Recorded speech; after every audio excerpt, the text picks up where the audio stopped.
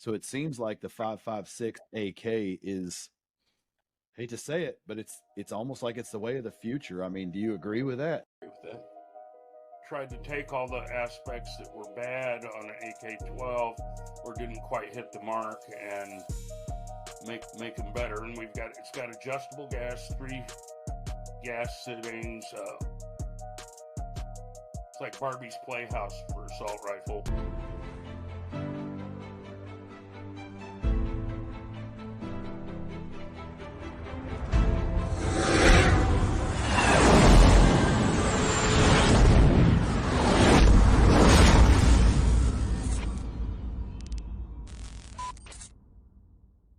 We want to welcome to the show a true OG in the pioneering modernization of the Kalashnikov rifle here in the United States, one of American Handgunners magazine's top 10 pistolsmiths in the country, and a member of the American Pistolsmiths Guild, Mr. Marc Krebs of Krebs Custom. Welcome to the show, Marc.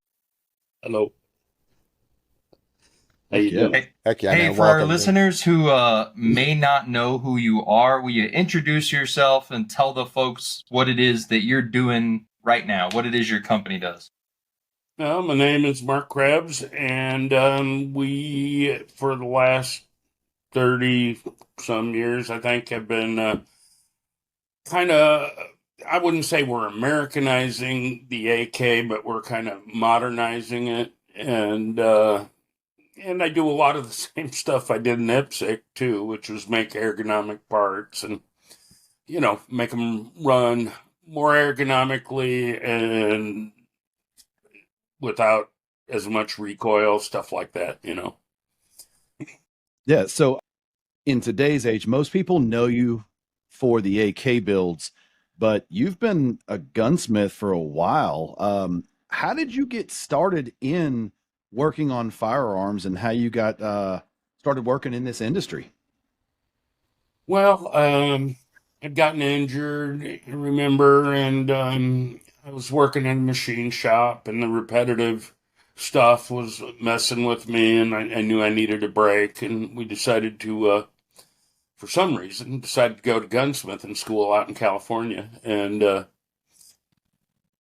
then, man, shit changed, It was an interesting ride. I went there originally to kind of like make double rifles and stuff like that. And then a guy popped, a very good friend of mine who's now deceased, John Graham, popped down a Avtomat M71 in my lap.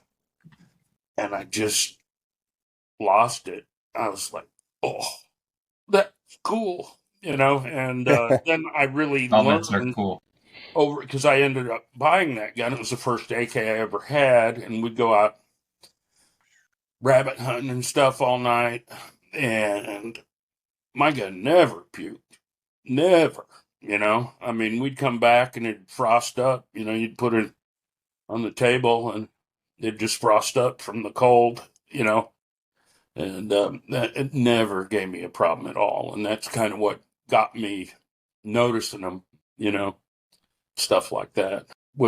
So if you go all the way back, your earliest recollection of firearms, did you grow up around guns, or was this something that was introduced to you later? Or well, I did and I didn't. I remember seeing my dad's 45 1911, and but that never really materialized much. Once I got a stepfather, we'd go out and start shooting a little bit, and I got used to it and really loved it. I always loved it for some reason, and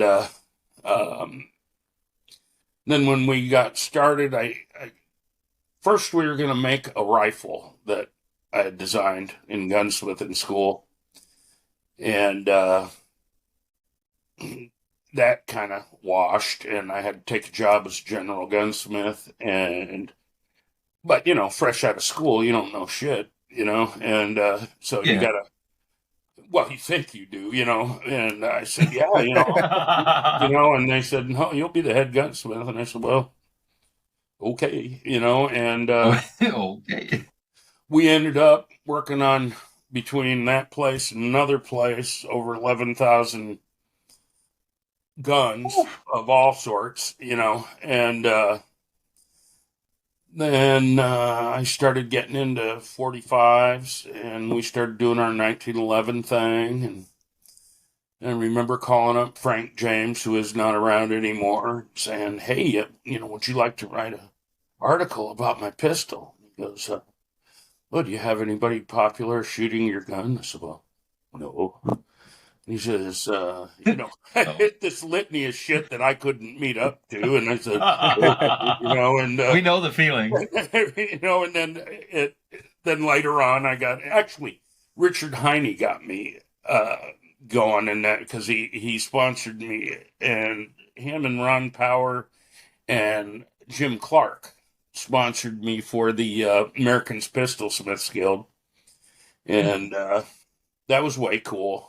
And I got into it big time. And we worked on 1911s for 10, 15 years. And then I got sick, and I went to go back in it. And the people that I was working with at the time, who I'll leave out of the conversation, said, "Yeah, no problem, Mark. You can order from us. It just takes $5,000 minimum." And I'd been sick, so, I didn't have any freaking money, and I was pissed off. And I thought, hey, what if I work on guns that are prolific, and want to run, and all of that, and not that a 1911 doesn't want to run, but you're pushing it past its limits, and then you got the reloaders, And then I started getting into the AK thing, and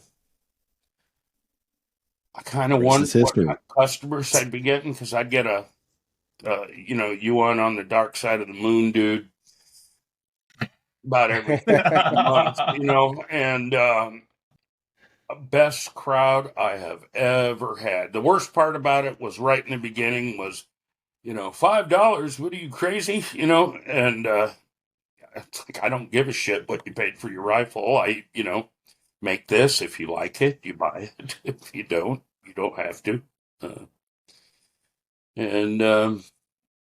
But that's turned out to be one of the funnest parts I've been in, is the AK part. That's awesome. So, I have to ask, so you were back in AKs in the 80s, 90s, and moving forward now, we know how expensive things have gotten, how hard imports are. You lived in the golden age to get some of these parts when they were much more readily available and much cheaper, correct? So, I can only imagine there was nothing. There wasn't an AK so there part wasn't. Fucking planet, except for what was in AKs. Now the 45's different story. Yes, that opened up, and I was fortunate enough to be able to do that, because like Swenson and other people went way before me, and got a lot of that stuff established, ambidextrous safeties and beaver tails and all that stuff that helps 1911 work to its, full potential as far as handling. But there was no such thing as an AK aftermarket at that time. No, nothing. Not why would you upgrade $100 rifle? Yeah.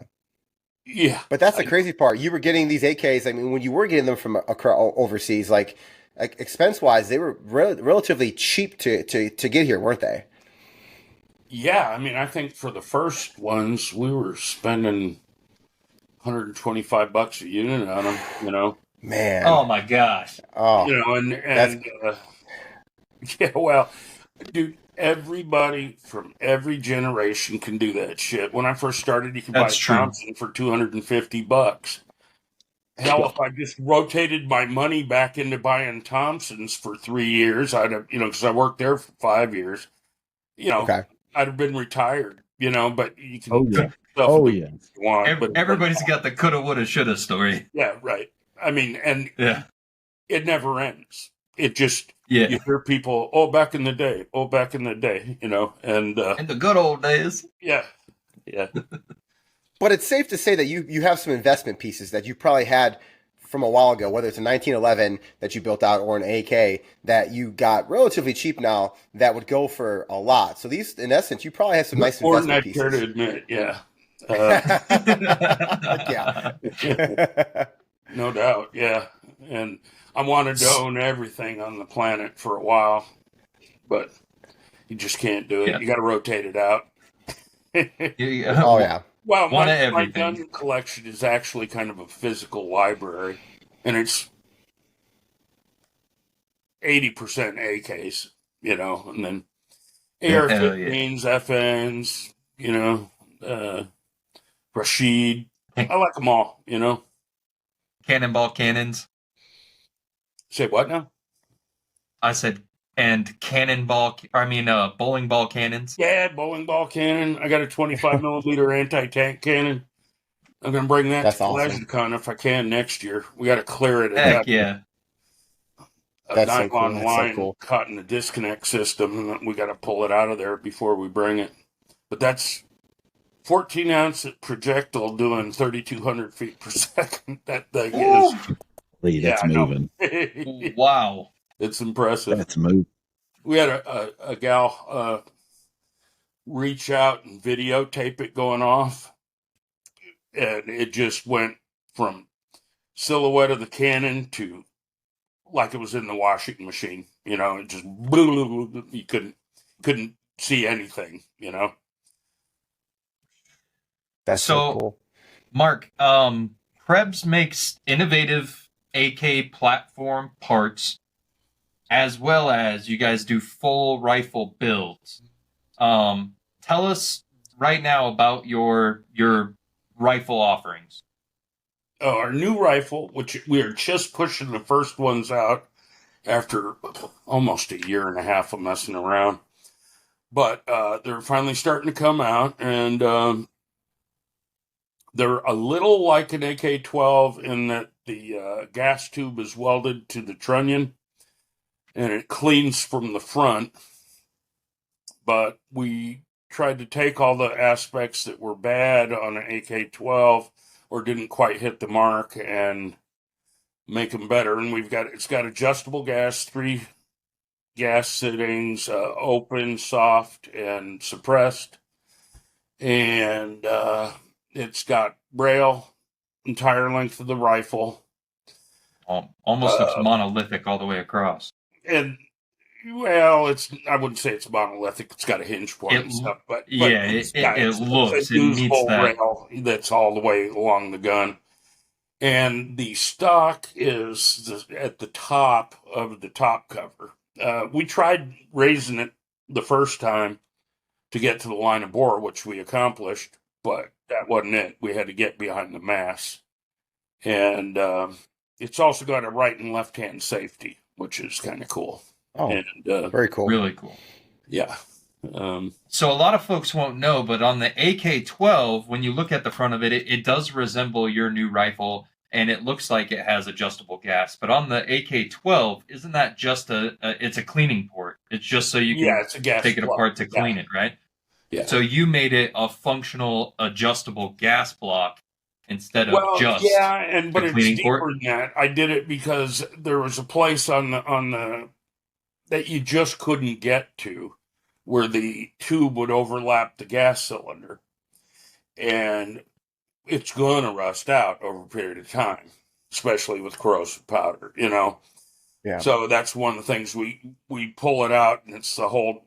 It's larger than the diameter of the piston, closer to the gas tube size, and then we got a brush you can push in and out of there, get it all cleaned up. And we also didn't put anything dedicated on the end. We're leaving it open. We're basically going to sell the rifle as a core rifle, which would be the a barrel with no flash hider, the fore end, the receiver, of course, and top cover, and then the back Picatinny rail. No grip, no nothing. We'll sell that for like $2,200, and then you can either set it up with the stuff you got at home. But everybody likes to mark their gun. I mean, they want to put especially in AKs. Every So the dog rest of has got a the fire hydrant, and I'm no different. So are the furniture accessories? I mean, you mentioned the proprietary stock, but is the handguard and the pistol grip No, are going to nothing's follow like a proprietary. regular. No, it's like you can mix match. It's like Barbie's Playhouse for assault rifle or military I style. tell Hell yeah. everybody AKs are like Barbies. No, So it's with the core rifle, is it just calibered in 7.62, or do you have a couple different caliber no, offerings? it's right now. It's only in the prototype was 7.62, but the gun now is 5.56 because it's the leading caliber out there and what people can Well, I was afford. going to say, I'm glad you brought that up because I know typically in the old school, everything is, the 7.62, but it seems like now that ammo's drying up, for the most part, or it's outrageously overpriced Yeah. considering what it used to be. So it seems like the 5.56 AK is, hate to say it, but it's almost like it's the way of the future. I mean, do you agree with that? Yeah, I agree with that. I mean, things being the way they are now, yes. I mean, why shoot more expensive ammo that recoils harder? Yeah. So with that though, also another question I wanted to ask with that is, uh, we've given our opinions on some AK stuff, and some of it we've caught some flack for, others Most of it. we get agreed with. But basically right now as it sits, what's your thoughts as far as, we've got the import AKs that are coming in. We've got things from, Century Arms all the way up to Arsenal, and everywhere in between. And then you've got the American AKs that are being built. And Matt went out on a limb a couple episodes ago and was like, now the way that technology is going and the love that AKs are getting now in the US, he said that he thinks that the best AKs in the world are being built in the United States. How do you feel about that? Well, yeah, I couldn't swear to that. But I will say that PSA's definitely picked up their game, though it's been a while Yeah. since I've checked them out. I did read it first. It didn't work out real good. And they were still trying to get together as an organization, I think, too, was part of the problem. And then Kalashnikov USA was doing a real good job until they decided to, leave Dodge and screw Yeah. everybody. But yeah, I know you guys don't want to get it. You don't want to get in on a side, but it's Well, I hate that. I hate that. But yeah, I mean, I think yeah, that as it's far as the technology goes, though, the no. U.S. is I bringing think in. it's going to happen, and I I, think we'll make them just as good. And I I think we are even. I will say that. I think, Mr. Mark, you're a pretty humble guy, and a lot of people, when I said that, took that comment out of context and think that I'm talking about Palmetto or Riley or KUSA. And what I mean specifically is small craftsmen like yourself who take Oh yeah. this from nothing and build this rifle that I really don't think, commercially at least, that any country comes close. Whether it's Oh, a as far high as that, end yeah, but competition rifle or a kit restoration, the best AKs in America or in the world are built in America. I think some are. Yeah, I think some aren't too. I got, and I don't Oh, want there to is lots of junk break. out there.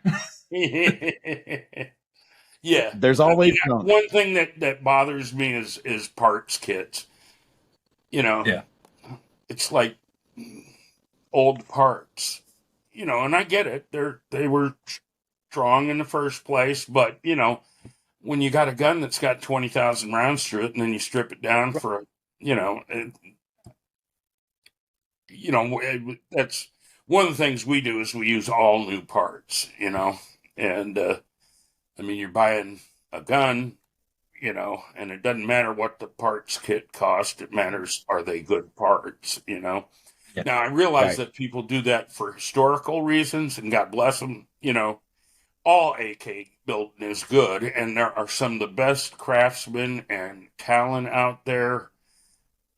They're awesome, and there's some very good builders out there. I don't mean to say that there are not. I mean, there's from the time I did it, from when I was like the only person on the block till now. I mean, competition is stiff, Get a lot of good people out there making nice products, making nice guns, but there's room for everybody.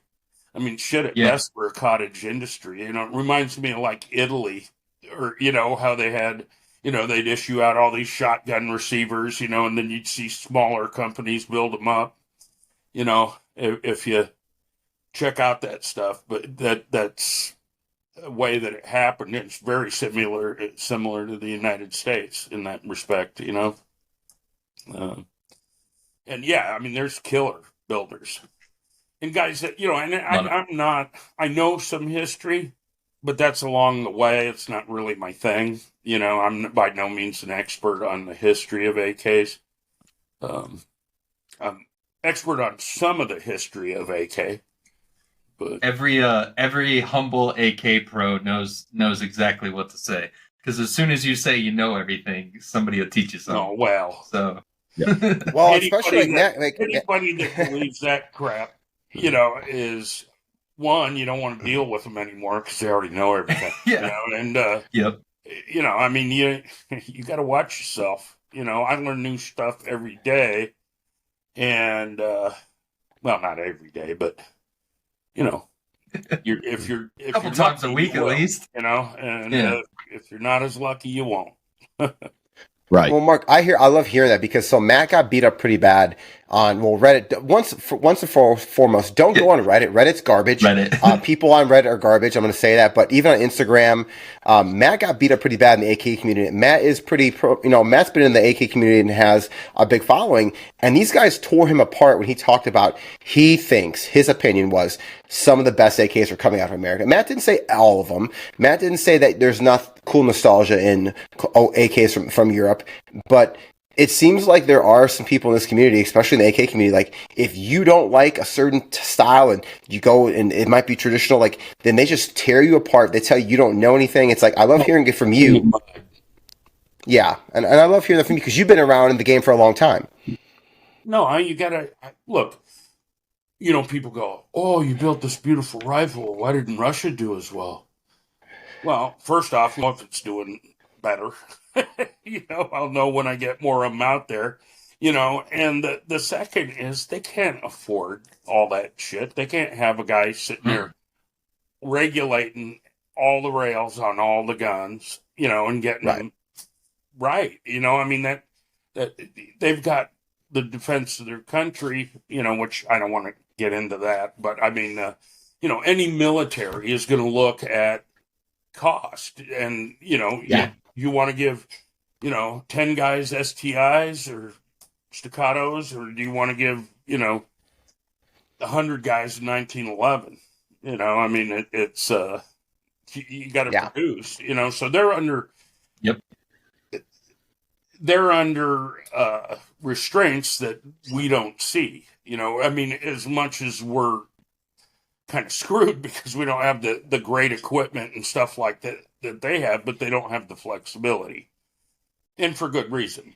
Any military designing a gun for their country has got to think about cost. It's not like we don't. Cost, durability, wear, but like, are they thinking about it? But they're not QCing. They're not going to do the QC work that maybe you guys do when you build a gun. Well, more like just takes longer to get them in because we don't have the apparatus, to make mil-spec parts and stuff like that. I mean, you can hold your parts to standards, but then the AK's got its own, I mean, to get the receivers straight on them, we've got them down to like hovering around maybe 30 thousandths of an inch from center, and some are dead on and some are not. And it's a little like sewing when you're riveting, I mean, everything tugs and pulls. And then we made a fixture to make sure they're all straight and stuff. And, just building the equipment, that's kind of what's been slowing us up as we're trying to fixture everything because it makes a cleaner Gotcha. product, Gotcha. more repeatable.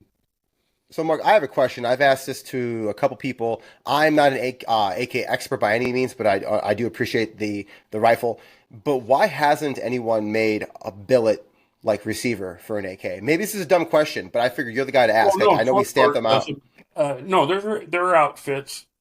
In fact, if we're going to see how it goes, if it keeps being this laborious, we might switch to machine receivers, and Okay. they'd be really well lightened up.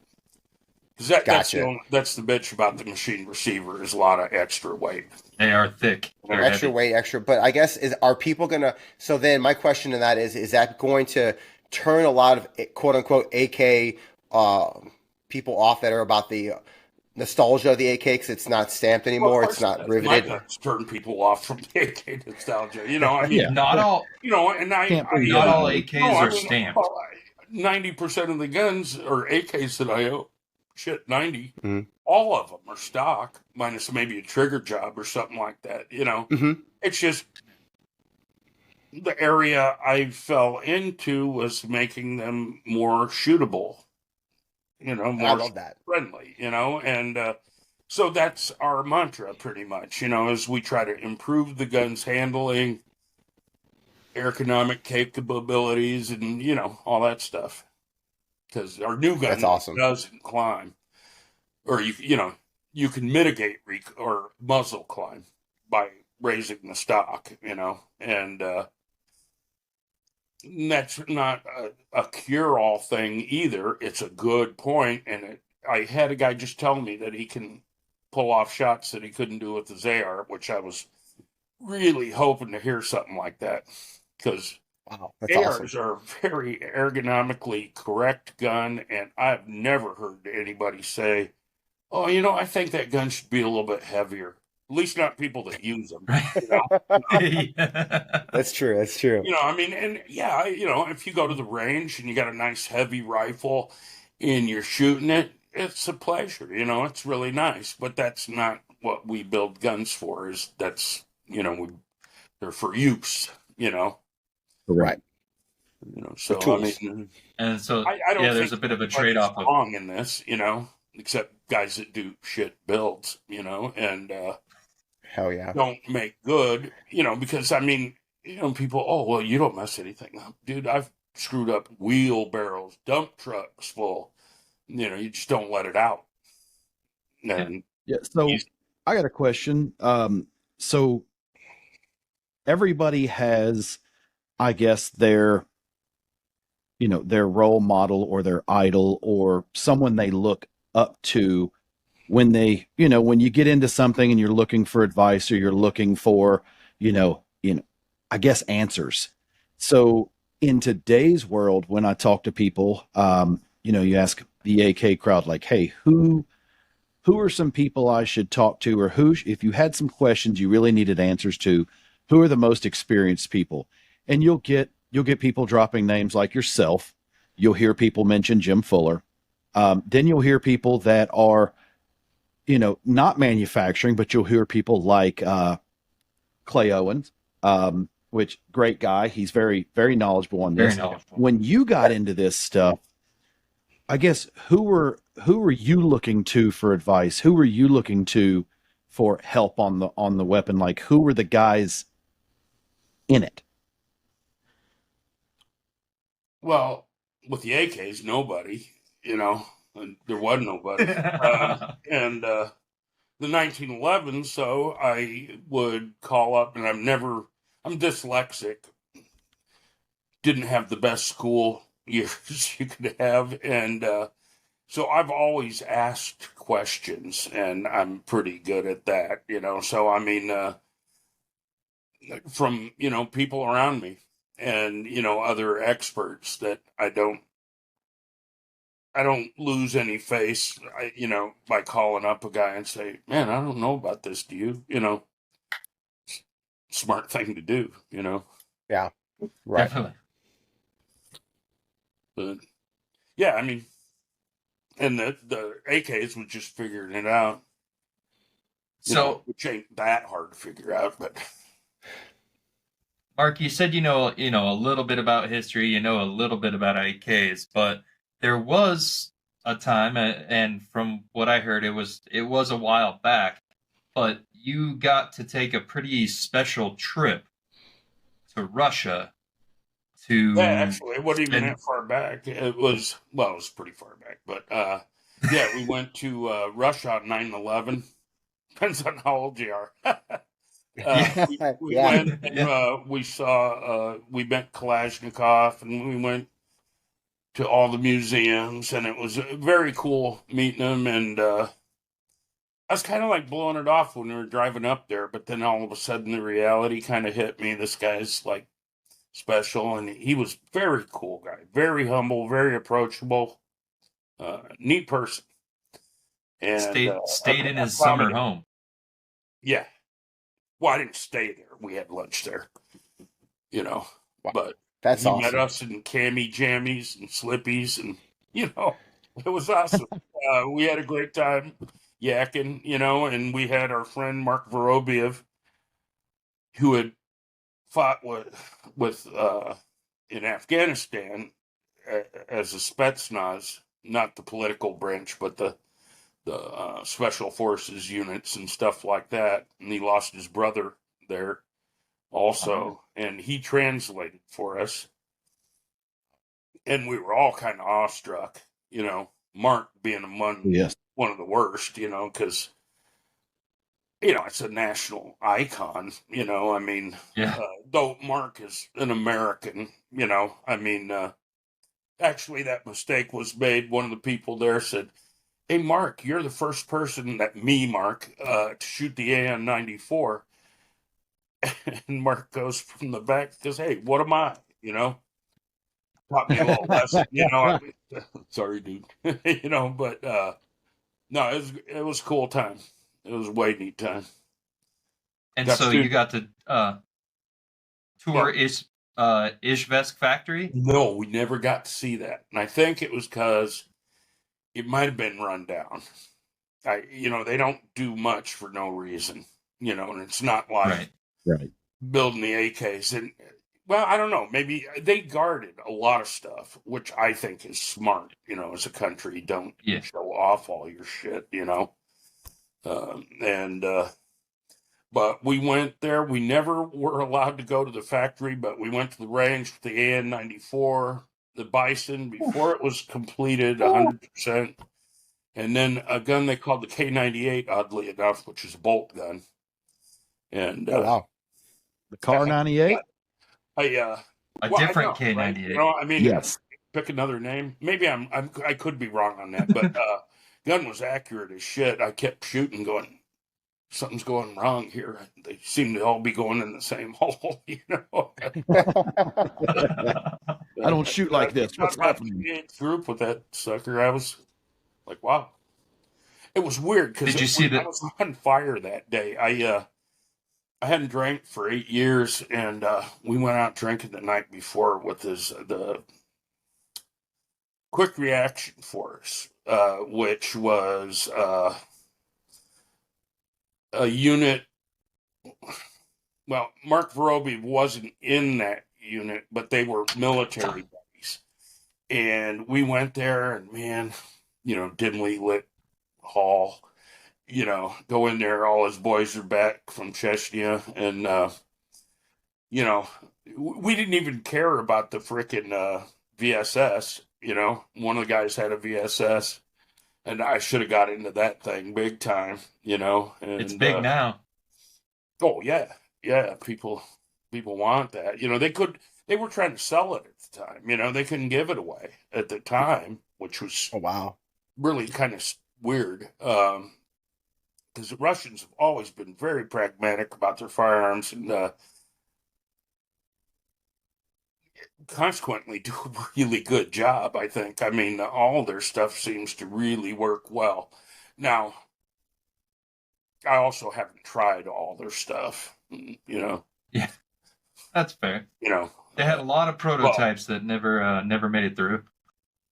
Well, yeah, that's what I'm talking. Who doesn't? So do I. I mean, Yeah. and I'm one person. They had a Trial whole and error. design bureau.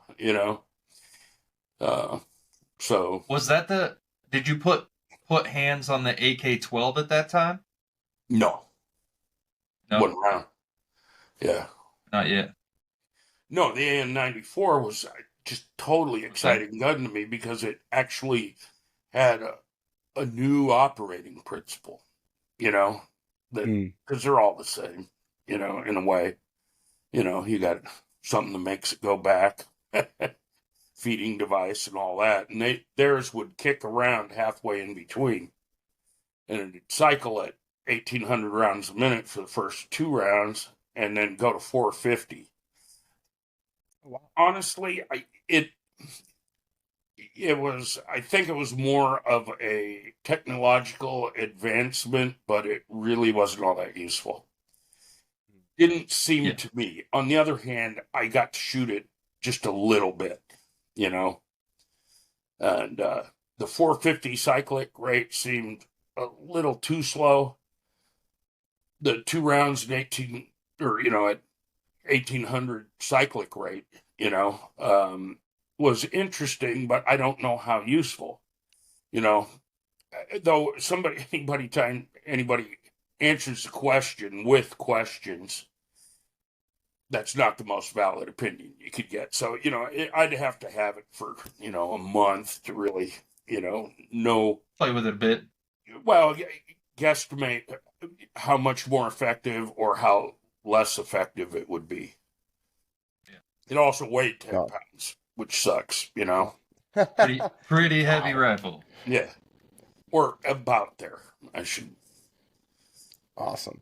Well, Mark, that's amazing. I mean, the fact that you met Kalashnikov, I mean, not many people that are around right now in the gun industry can say that they've gotten to personally go to Russia and meet him. So that's awesome. Did you ever meet Stoner? No. Any Eugene Stoner? No. Oh, that'd been too cool. Although there is one person that I do want to meet, and I found out just a while back that about a year ago that the guy that made the KG9, are you guys familiar with that? Nope. He didn't think so. It was one of the first open bolt pistols. It came out the same time as the Mac 10. Okay. Oh, wow. It ended up being the Tech 9 in close. Oh, yeah. It's the open bolt machine gun version of a Tech. Yeah. The guy that runs Caltech invented that thing. And he has been inventing guns since the day I was frickin' in gunsmithing school, coming up with the neatest, weirdest shit. Some of his stuff is a little out there, but man, it is. The guy is creative big time, and I would really love to spend a little bit of time with him and understand what he understands. Is that the guy? George Kelgren? Yes, Yeah. I didn't even know what his name was until just the other day because I tried to get his phone number, and then I found out later on. I think I got his phone number at the shop. He called me in the morning on our shop line, which I was not expecting. I thought he was going to call on my cell. So it's great. My first meeting with him, I blow him off, but I got to call him Monday. I feel horrible about it, but he's an interesting person. There's a lot of interesting people, though. I think you're right about Caltech, and like you said, like not all of them are like mind blowing, like bangers and do commercially well. But one thing that they do is they do bring a lot of innovation to the market, and they come with stuff that sometimes you're like, that doesn't make any sense, and definitely always interesting and creative. So well, I like Caltech for that reason. I got the CM33 little 22 caliber pistol with it's a quad stack mag or 2 double columns, and they merge in like the last 4 rounds.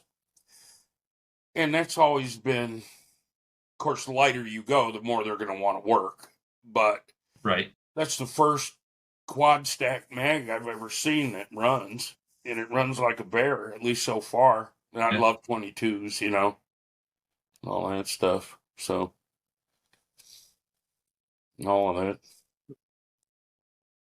Man, Mark, I have to ask because I know you don't want to talk about all your guns because you know we don't want to give all the information out. But you've obviously been around for a long time. You probably have an amazing collection, which I would love to talk about offline a little bit. But if you had to pick your top 5 in your collection, what would they be?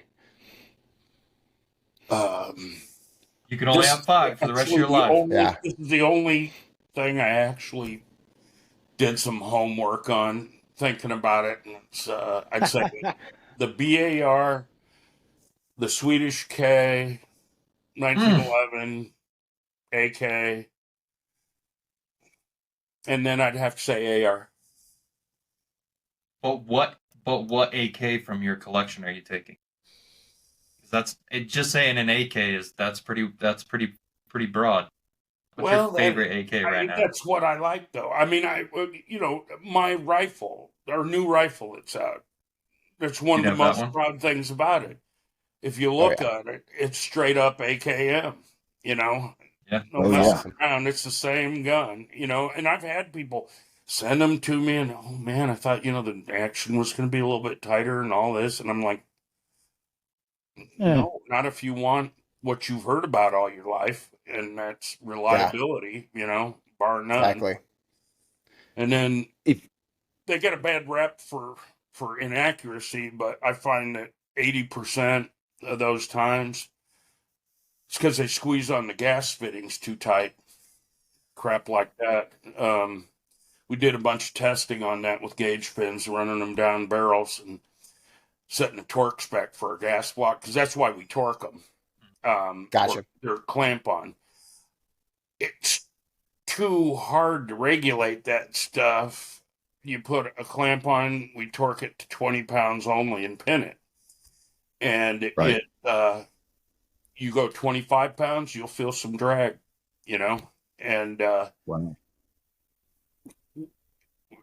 metal is rubber or plastic, I mean, it's all the same. It behaves the same. It just takes a little more to get it to do that, all the way down to riveting, is a perfect part, it just squishes to, conform, and riveting's kind of cool stuff. Yeah, that's an art in itself. A functional rivet can be really ugly, but for it to fit correctly and be really beautiful, takes a touch. Yeah, I mean, the rivet cups have got to be perfect. You can't be over, under. We can't get different rivets. We have to get European style rivets. Otherwise, they'll look like a fried egg, because there's extra material and it likes to squish under the buck. We call them fried eggs, And, because they're round with a little tail on them. Yeah. Because anything anybody's ever screwed up, I've screwed it up better. The big deal is just don't let it out. I mean, you have mistakes. It happens.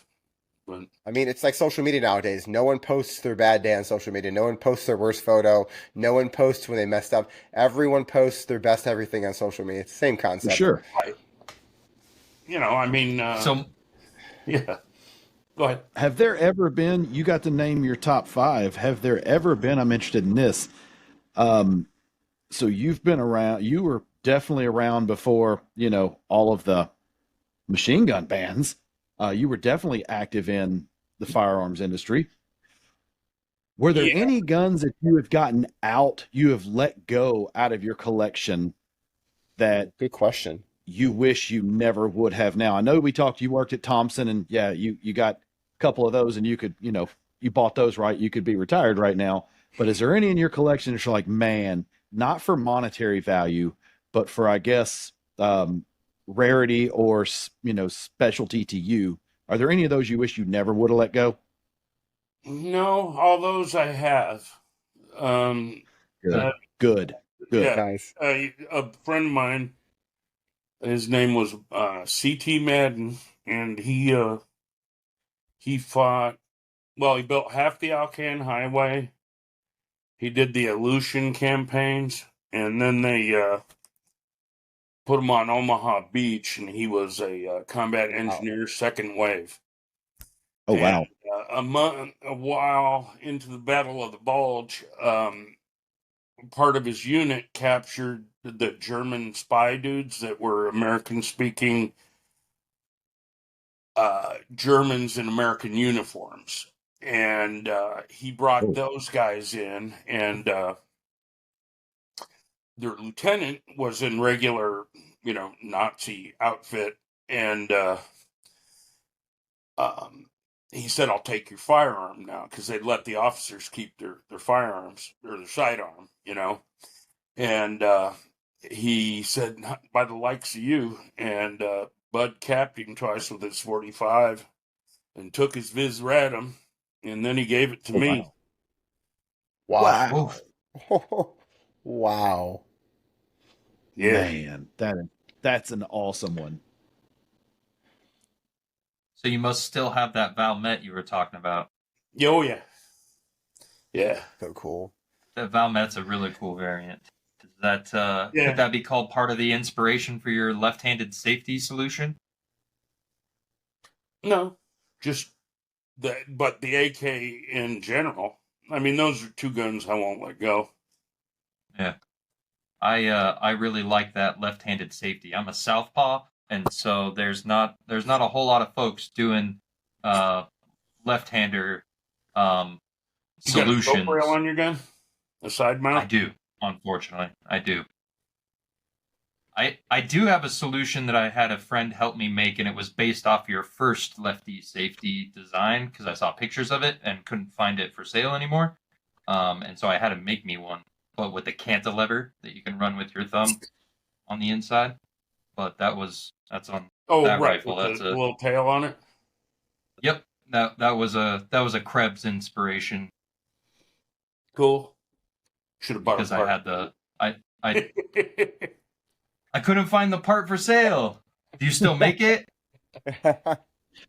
Man, we've gotten to the point, Mark, in the show where we want everyone to look you up that hasn't checked out your site, that isn't following your company on social media. So if you want, take the time and tell everyone where they can find you.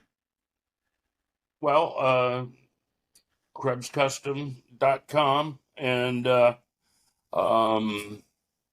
we're in Wakanda. We don't, guns are banned here now, so we don't have any walk-in customers, which hopefully will get changed here soon. But, yeah, don't want to get into that. KrebsCustom.com. It's singular, though, so don't... myself any good. Yeah. Talking about rules, Yeah.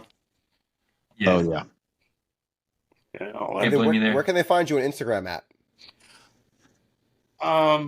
Man, I'm too dumb to ask this question. It's Krebs _custom. I think it's Krebs _custom. No, I just look up Krebs Custom. I'll find it for you just to make sure I'm not lying. We'll make sure to put it in the links down below as well. Yes, it is. It's Krebs KREBS _custom. Krebs Custom on Instagram. Sorry about that. Oh, you're all right. Well, Mark, it's been a good show, a good talk. You're somebody that I've looked up to in the AK community for a long time, so it's good to actually. I mean, we haven't shook hands yet, but if you show up at GOA, we're shaking hands. Oh yeah. But it's good to. You guys are an easy bunch of people to talk to. Appreciate that. We try, but we appreciate you having you on. I mean, obviously, I wasn't really ragging on you about the part. Okay, I don't want. Oh, no. I totally got that it was a joke. Don't let it. And I would have bought one if the website had one, but I was like in a zone, like I need this right now, and I have a really good welder friend. It's not a podcast anyway if someone doesn't pick on Matt, so at least we can stay consistent. Really? I thought I was the only shit magnet around. Yeah. Oh no! No, we're in the same boat. We're in the same boat. Again, Mark, the minute I come in the morning. Yeah. Love it. Well, it really was a pleasure to sit down and talk with you, get to pick your brain a little bit, and hopefully we do get to see you at GOA. I got your phone number now, so on that day I'll be calling. Oh God, where you at, Mark? You might want to block Matt. He's probably gonna text you every day now. You're gonna get phone calls to Matt every day now. For sure. But thanks again, Mark. We really appreciate your time coming on Whiskey and Windage. Well, thanks for having me.